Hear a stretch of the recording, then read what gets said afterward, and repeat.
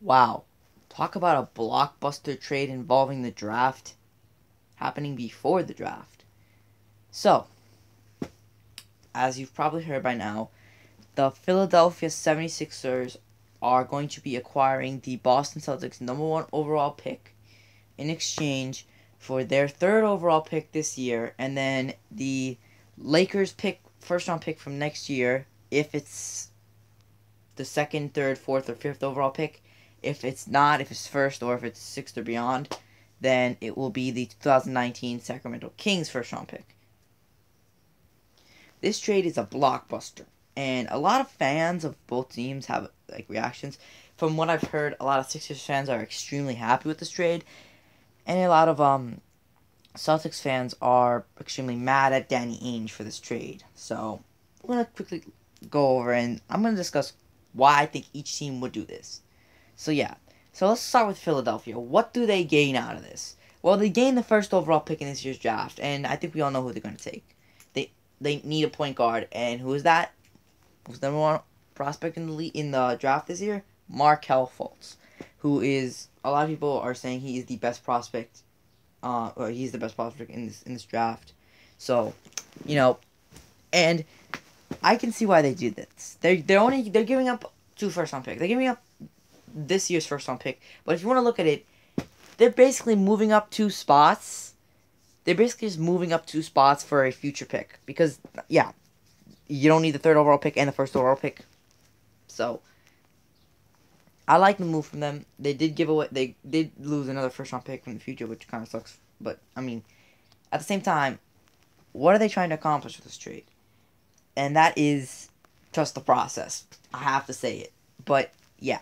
So, let's take a look at the team that they would have, or that they have before, or at least the main pieces they have before drafting Fultz. So last year, of course, they had signed Ben Simmons. They drafted Ben Simmons first overall, and he got injured and missed the entire season, which sucks again. But you've seen, I think, yeah, Blake Griffin had the same thing happen to him, but he, of course, came back and is a beast. Joel Embiid played his first few games. He did get injured again, so he did play well though. And Dario Saric was an underrated force in this team. So look at those 3 guys. Simmons is a point guard type player like Giannis, but he plays small forward with the height of a small forward, around 6'10". Embiid is your center, and Saric is your power forward. What do you need? You need a guard. You need a point guard. And that is what Fultz is. Fultz is the best point guard in this draft. So if they were to draft Fultz, which I mean they're going to. I mean, they want a point guard. They basically and Fultz, they already have Fultz's locker in Philadelphia already. So if they don't draft Fultz, that'll be completely out of left field. But adding Fultz to the mix, you have a point guard, an elite point guard, or a top prospect point guard. If Simmons can rebound from this injury bound year, you have a very solid small forward. Embiid has already showed he has talent. Saric already showed he has talent. So the Sixers are going to be like the Timberwolves and have plenty of pieces. In fact, I'd say they might be a little bit better than the Timberwolves, in my opinion. Now, before you go crazy, think about it this way. Karl Anthony Towns compares to Embiid. Karl Anthony Towns, I say, wins that. Wiggins against Simmons. We haven't seen Simmons yet, but I think Wiggins would probably still win it. And then Saric against, I don't know who they have. I guess, their 3rd best prospect, which is, I guess, Levine. Yeah. But I think that this team could become one of the young dynasties in the league if they can keep their young prospects and if they can develop them properly. So yeah, the drafting, obviously. And you can tell the Sixers have been rebuilding for long enough. They want to start winning. They want to start bringing in the youngins now and start getting them experience. Now, I don't think, obviously, this team isn't going to be able to compete with LeBron right away. I mean, let's be honest. Simmons is going to be a rookie next year because, he's basically going to be a rookie because he hasn't played a single game in the league. Embiid has barely played any games in the league. Saric is still young. They're all young. So maybe if they were all in their primes, maybe they could take down LeBron. But yeah, they're not in their primes yet. But that's what Philly is really doing. They're saying, okay, you know what? We're gonna give up these future round picks. We're ready to go start winning now. We have the talent. We want to get this player. We think he's the not the last piece, but we think he's a big piece to the puzzle of building our team. And I mean, honestly, a lot of Sixers fans have actually loved this trade, which I'm actually kind of surprised by. Like, I haven't seen one Sixers fan complain about, oh, we could have waited to 3 to pick up Darren Fox or something. But I've heard, I mean, I've heard problems with Darren Fox, and I've heard issues with other players. So, with other point guards, and Fultz is the best point guard in the draft, and I doubt Lonzo is gonna fall to 3. Well, he actually could have fallen, but actually might fall to 3 because the Lakers looking like they want to take Jason Tatum, but we'll see. No, wait, Tatum? Not Tatum. Who's the other guy? Josh Jackson? I forgot who it is. I heard that the Lakers were not 100% sold on Lonzo. Oh no, it was Fultz they wanted to get, but yeah, the Suns are looking to trade up for Lonzo. So again, they feel like the Sixers feel like this is the big move they need to make to become like to fast forward the rebuild, to trust the process, to not well, they're trusting the process, they're making the process go faster. They're speeding up the process. There we go. But now look at this is the side of fans that really hated this trade. That is the Boston Celtics fans. I'm surprised they were really mad at Danny Ainge. I mean, he did fleece the Nets by a lot, but the Celtics, they gave up obviously the first overall pick. They moved down 2 spots, so not a huge deal. I mean, it's the first overall pick. You could have gotten Fultz. And they do receive what's probably which could either be they can receive a future pick. We don't know how good it could be. I mean, Lakers pick, if the Lakers, I don't know how good they're going to be next year. They may, depending on if they may barely reach the requirement for a top 5 pick, which would give the pick to the Celtics as long as it's not number 1 if it's in the top 5, or they may do slightly better and they may end up getting a draft pick that is 6th or better. So yeah, and then Sacramento. 2019. I mean, we don't know how good Sacramento will be in 2019. I mean, we don't know if they mess up I mean, we know how badly they messed up when they had DeMarcus Cousins. They just they sucked at drafting players. They traded away anyone good, Isaiah Thomas. They got rid of everyone who could have possibly helped that Cousins, and now they finally got rid of him.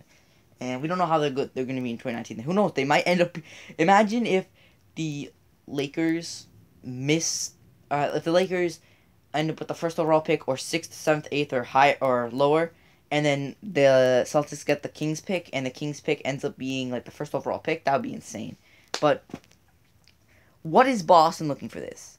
I don't know exactly, but this does say one thing. Isaiah Thomas is their guy. He is their point guard.